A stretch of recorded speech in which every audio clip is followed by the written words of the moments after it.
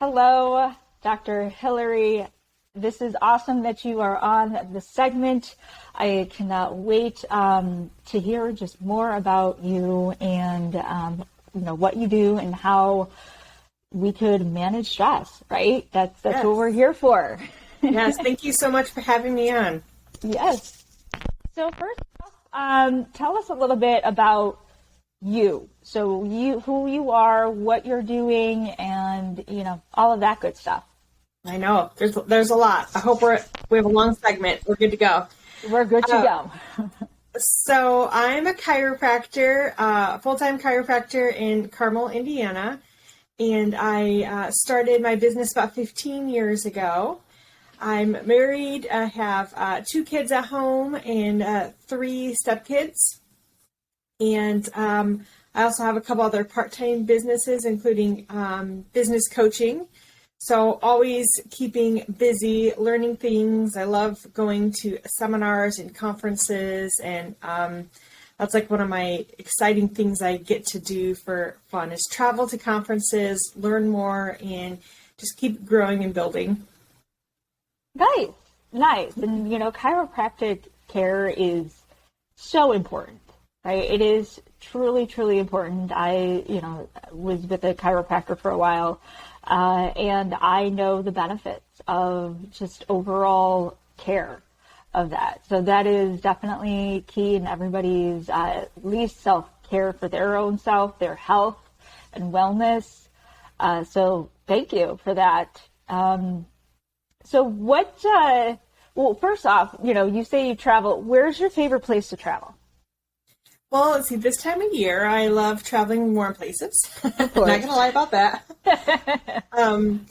So recently I've been to Vegas, Florida a couple times, Myrtle Beach, Arizona. So just all over. I feel like a lot of conferences in the chiropractic realm and business and marketing realm that I go to are a lot of times in like warm, like Arizona, California, Florida, that type of thing. Yes, like the Zen type, warm and all of that spa-like and, yeah. I love all of that. Of I don't course. really mind living in Indiana because I travel so much that I can go back to Indiana. And I'm from the Midwest, so I love the Midwest. I'm not originally from Indiana, I'm from Michigan. Okay. And I just love going different places and then coming back home and it just being like very easy going here in Indiana. Yeah, and you appreciate it more, right? So I've actually lived in the warmer climate. So I've lived in Miami. I lived in, Dallas for a little bit.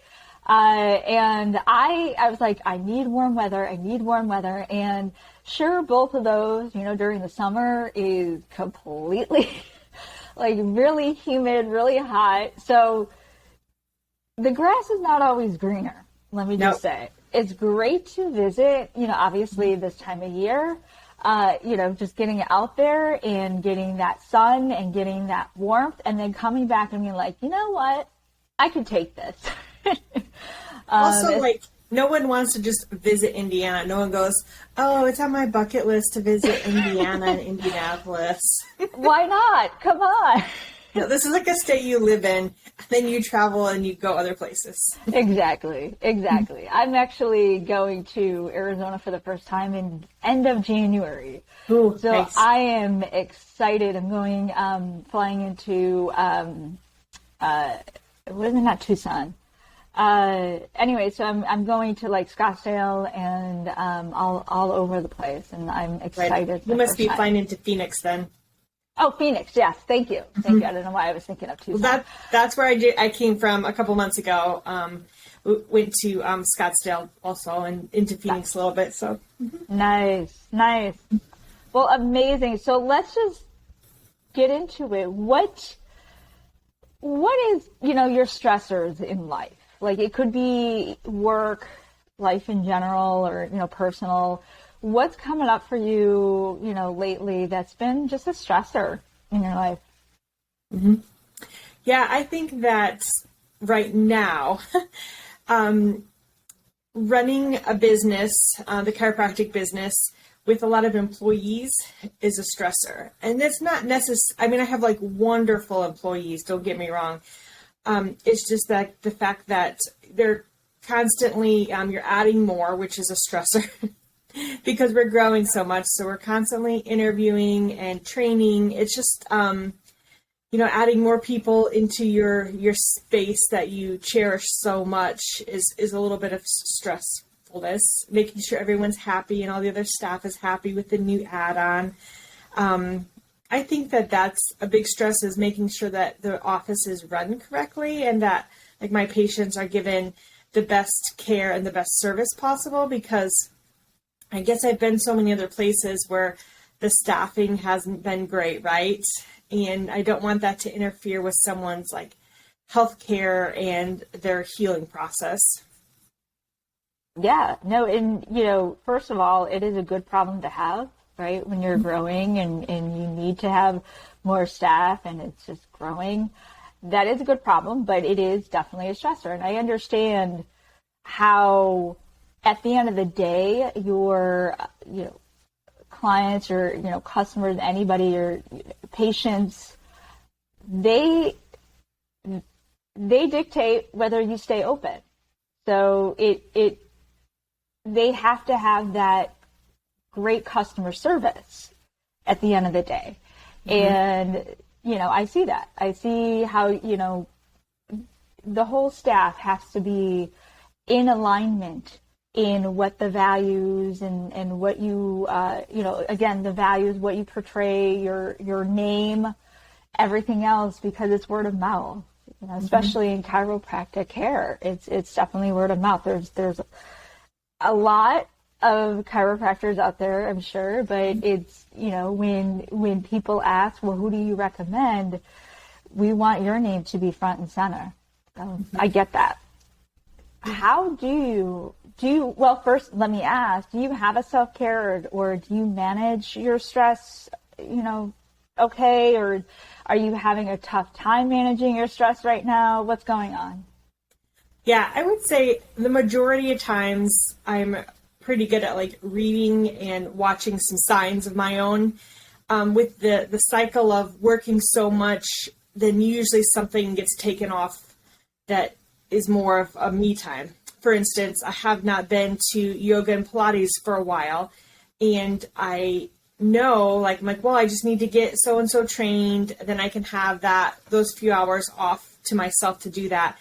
But it is just a vicious cycle, because then it's like, oh, well, now we need to add one more person on, just when you think you've got your half a day back to do like the self-care stuff. So for me, the thing that drops off the first is my yoga and Pilates. I'm actually really good at doing massages. So I've been going, if not every week, every other week for a massage. I get adjusted every week or every other week. And then what usually follows next that I drop off of is eating correctly. It's like the time to prep and cook and then go get the groceries usually falls off next for me, unfortunately. Yeah. And that, again, we have this 24 hours, right? And a lot of time it's not all, and I reference this and in my practice and what I do as a health coach is there's a wheel, right? And we have different bucket or different spokes. We're going to kind of reference a wheel. And in each spoke, there's a different, our health, our wealth, our career, relationships, friendships, fun, all of that, like hobbies. Mm-hmm. And when I give this to my clients and I ask them, to kind of put a line on, because it's kind of ranking 1 to 10, put a line of where you're at in each one. Well, it's never just a nice, perfect circle, right? No. I don't know anybody that has a perfect circle. True. I don't either. Because you can't really have, the best career. And then, you can if you all perspective, right? It's all perspective. It's like, okay, I have the best career, I have the best family, or, I'm doing great in my family. Have time and, leisure and fun, all of that stuff. And I'm creating wealth for others. But there comes a time to where one has to be a little bit higher than the other. So even if our career is up here, sometimes our health and wellness will it's kind of gone down here a little bit. And how long has it been since, not just like the eating, but the not going to yoga and Pilates, all of that? How long has it been? Yeah, probably a good month. Okay. It's unfortunate. Yeah. Okay. I know. Well, no, and how are you feeling without going to Pilates and eating, differently? How are you feeling overall? Yeah, definitely I get tired more at the end of the day, not as much energy, so watching those stressors for me. So, trying to make up for, at least I can drink more water. At least I can get my 7 to 8 hours of sleep at night. So also finding other ways to help out that, even if I can't contribute 100% to the workouts and the meal prepping like I'd like to.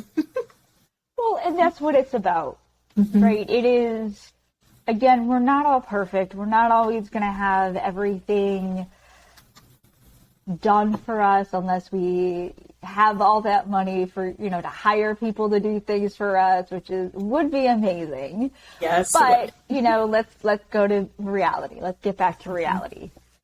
It's those small little things, right? Those small things that, again, and it's that gratitude. You just had gratitude there. I'm grateful that, I still do some of the workouts, or you get a massage. I haven't gotten a massage in years. And I know how, again, along the lines of chiropractic care, massage, people think it's not self-care, but it is self-care. It's something that we all need, to kind of get our bodies, back to homeostasis. It's a work in progress every single day. So do you see yourself kind of getting back into, and I'm just going to put, yoga and Pilates in, do you see yourself getting back into that anytime soon, or is it going to still be pushed to the side because you still are growing and have more employees to train? Oh, no, I anticipate by December. Okay. Awesome. I won't let it go that long, but, it's just in the back of my mind, like, you can't let things go too long. You know how when you stop working out for a week or two, it's like you start all over again. I'll notice even in my poses, I'm like, oh, this pose used to be easier. And it could just be a couple of weeks or 4 weeks of not doing it. And it's like, it's starting back over again, isn't it? Yes. And that's crazy.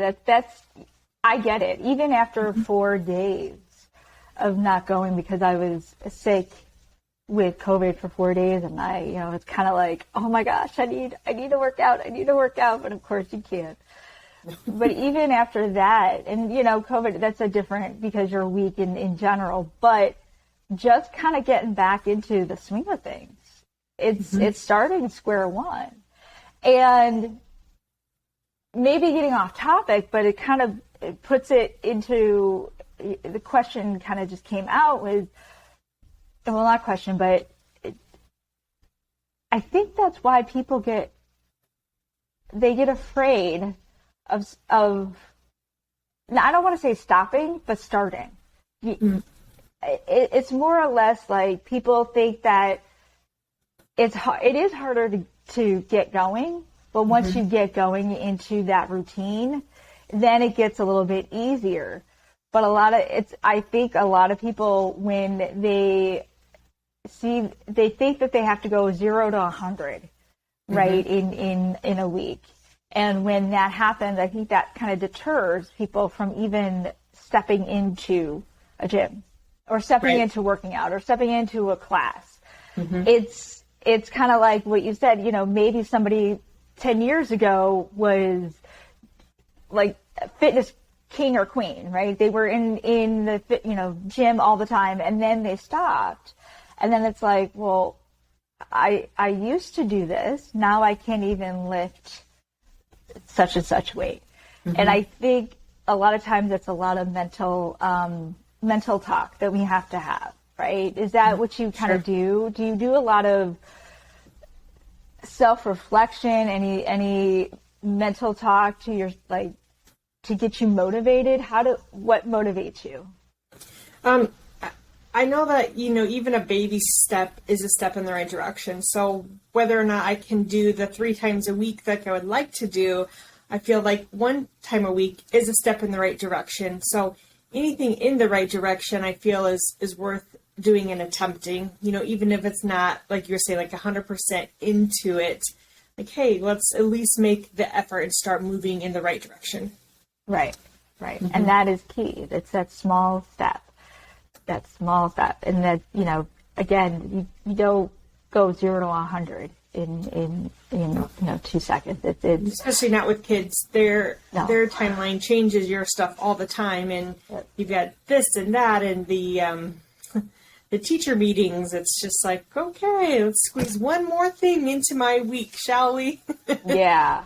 Oh, you've got a book fair that we need to go to. Wonderful. Let's make that happen also. Sure, I got that. Yeah. Oh, goodness. Well, it sounds like you have a pretty good method into, managing your daily activities. Am I correct in saying that? Like, what is your method for getting most of the things on your list to do checked off? Yeah, I know that I'm a person that works best in the morning. I forget what test that was that you take, and you find out where you're strongest at. Yeah. So I like to be out of the house by 6 o'clock, and I love getting to work before everyone and starting my to-do list. So my most creative time is from like 6 to 2 or 6 to 3. So I prefer to work my best in the morning like that, especially if it's something like creative or a lot of energy. And then my energy dwindles mid to late afternoon. So I love working early in the morning, working on my to-do list. I'm a huge planner. My calendars are full. I've got all the apps for checklist. Mm-hmm. I enjoy, I get satisfaction checking off my to-do list. And then at the end of the day, thinking, I have nothing on my list. All right, time to go. Mm-hmm. Yeah. I am a huge proponent of, just like you, I have actually reminders, like a reminder app, which is truly helpful, but that's not, to check off your list. But I do have Evernote, which helps. I do have so the calendar, everything. I don't know if I put my workouts even on my calendar. I put even today, just what am I doing each and every day? And so it not only pops up, but I just see visually what I have to do. And it definitely works. And it's especially in our inundated day, like day to day. So what happens though when something comes to you that was, not on your calendar, or, the last minute? So what do you do when a last minute, meeting or a last minute something comes up? Yeah. You ever notice that when something different happens and you think, oh, this is a pain, most of the time, it's something good that comes out of it. It happens for a reason, right? So I really like to step back and think, why is this happening? There must be a good reason. Even if I don't notice it today, it must be something in the works. So when my schedule changes or something doesn't work out well for me, a staff member deciding after a couple weeks to take another job that was offered to her after we'd already started. It's like, you know what? It happened for a reason. It wasn't meant to happen here. So instead of being stressed out about, oh, that staff member didn't last but a couple weeks because she found her dream job. So be happy for her, even though it sucks for us to go back to the drawing board and it's more work on my plate. Things happen for a reason, and you never know what is coming up because of that just happened. That's amazing. Yeah. Mm-hmm. Shifting that perspective, right? Mm-hmm. I look forward to it. I look forward to seeing like what's going to happen because something changed. You're like, ooh, I can't wait to see why this happened. I don't know what it is now, but I'm sure I'll find out later. And then you look back at all the things that have changed or didn't work out for you, right? And you're like, oh, I wouldn't have had this or that or had that person join my team if this and that wouldn't have happened. Exactly. Exactly. And people who say, you know, things happen for a reason is you know, BS. Obviously, they're not living a great life because it does. In whatever you believe in, I believe in, you know, the universe has your back. So whatever challenges come up is how we face the challenges, right? How we react to what's in, you know, our lives is problem solving. We have to problem solve each and every day. So whether it's being stressed out, saying this is not fair, being mad at that person, that's only going to be worse on you, not them, right? Mm-hmm. And that's the same thing that goes, and you know, maybe the analogy is not the best, but when you're driving even, and somebody cuts you off, like, you know, that's on them. That's not you. So if you're getting angry, if you're reacting to that person, maybe they're going to, unfortunately, I don't want to say it, but maybe they'll get into an accident, you know, somewhere else, you know, something will happen. But you always have to be cautious. You always have to look, you know, just see that there's a better outcome in store for you no matter what. So it's how you react, how you change that narrative, that mindset. So that's amazing that you do that. And I think, again, more things to come. And it is exciting. It is exciting, right? So it's just, whether it's work, whether it's life, it's just like, okay, well, what else is in store for me? Like, what can I, again, changing that perspective, it definitely helps manage that stress. So that's amazing. No. I try to tell my coaching clients too when they're upset about stuff. I'm like, I wonder what's going to happen next week or next month as a result of that, though. Have you ever thought about that? Like, what did that open a space for you? Like, or let's say you lost a client and that was a big deal or something, but maybe the universe was making space for something bigger and better, and you wouldn't have time for that had you had this many clients in your way or that type of thing, you know. So it's pretty exciting to see what's going to come up when things change and they weren't originally planned. Nice. Well, I do wish you a lot of luck. Can you tell everybody where they could I know this is all obviously post this for you're in here, you know, Carmel, so you would have to be local. But if there was anything else that people could, you know, reach out to you, if there's blog posts and stuff like that to learn, let us know. Where can we reach out, or where can we get more information from you? Yeah. My website would have some good information about my office and just chiropractic in general, if someone's curious.